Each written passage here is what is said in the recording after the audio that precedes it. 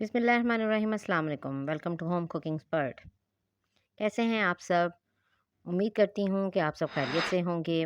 आज हम बनाएंगे Ramzan special samosa roll ups. ये वो स्नैक्स हैं जो कम बजट में बनते हैं और सबसे अच्छी बात ये है कि कम बजट में बहुत सारे बनते हैं। तो इसको आप बनाने के लिए पूरी वीडियो को देखिएगा, स्किप नहीं करना वीडियो को। तो इसके लिए हम जिन चीज़ों की ज़रूरत है हम सबसे पहले वो देख लेते हैं। मैंने 1 कप मैदा लिया है जिसे अच्छे तरीके से मैंने छान कर साफ़ कर लिया है।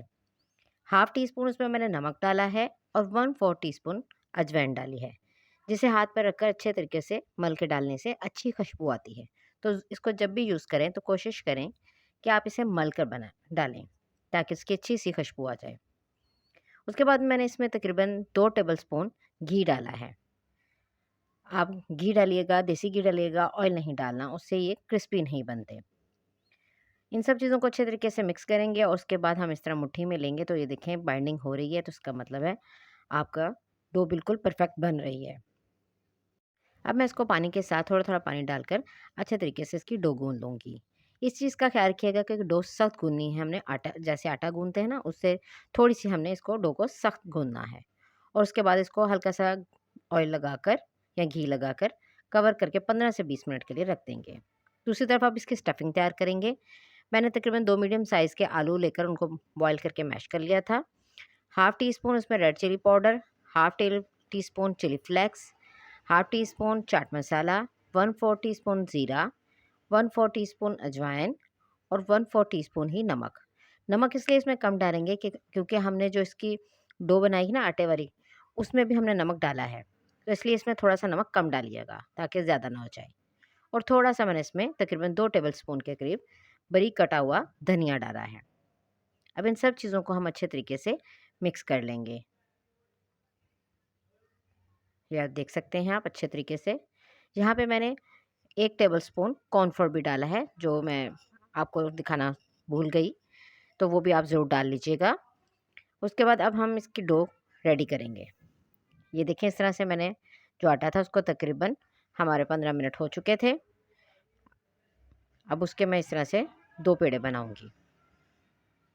जैसे हम रोटी के लिए पेड़ा बनाते हैं ना, इसी तरह आपने इसकी एक पतली सी रोटी बेलनी है। जितनी पतली होगी उतने ही स्नैक्स हमारे अच्छे बनेंगे। इसी दौरान जो लोग मेरे चैनल पे नए हैं उनसे मेरी रिक्वेस्ट है कि वो मेरे चैनल को लाइक करें, शेयर करें और सब्सक्राइब करें और साथ लगे हुए बेल आइकन को ज़रूर प्रेस करें ताकि उनको मेरी हर आने वाली नई वीडियो का नोटिफिकेशन सबसे पहले मिले। अब ये देख सकते हैं मैंने इतनी पतली सी और बड़ी सारी रोटी को बेला है। अब दरमियान में मैंने इस तरह से कटर रखा है, कुकी कटर जो था वो मैंने रखा है। अगर वो नहीं है तो आप कोई बोतल का ढक्कन रख सकते हैं। और ये जो हमने स्टफिंग बनाई थी वो सारे उसके इर्द-गिर्द मैं इस तरह कवर कर लूँगी पूरी रोटी पर। आप देख सकते हैं अच्छे तरीके से मैंने इसको कवर कर दिया है। उसके बाद मैंने बीच में से वो कटर जो है उठा दिया है और नाइफ़ की मदद से इस तरह से इसको कट कर रही हूँ। पहले इसकी हम सीधी लाइन लगाएँगे, उसके बाद फिर दूसरी साइड से इसी तरह से हम इसके 8 पीस बनाएँगे। आप चाहें तो इसके 16 पीस भी बना सकते हैं। 8 में ज़रा बड़े बनेंगे, 16 पीस बनाएँगे तो बाइट्स साइज़ के हम समोसा रोल बनाएँगे। तो मैं आपको दोनों तरीकों से बताऊँगी। जो हमने इसका ये सेंटर छोड़ा था ना, जिसको हमने कुकी कटर के साथ कवर किया था, वो इस वजह से छोड़ा था कि वहाँ पे हम थोड़ा-सा पानी लगाएँगे ताकि बाद में जब हम रोल बंद करें, तो वो अच्छे तरीके से बंद हो जाए। ये देखें, इस तरह मैं फिंगर की मदद से वहाँ पे सारा पानी लगा दूँगी और इसको टाइटली ये देखें, यहाँ से ऐसे पकड़कर इस तरह से रोल करती जाऊँगी। ये देखें, इस तरह से। और जो हमने पानी लगाया ना, वो सारा उसके साथ अच्छे तरीके से चिपक जाएगा, ये देखें।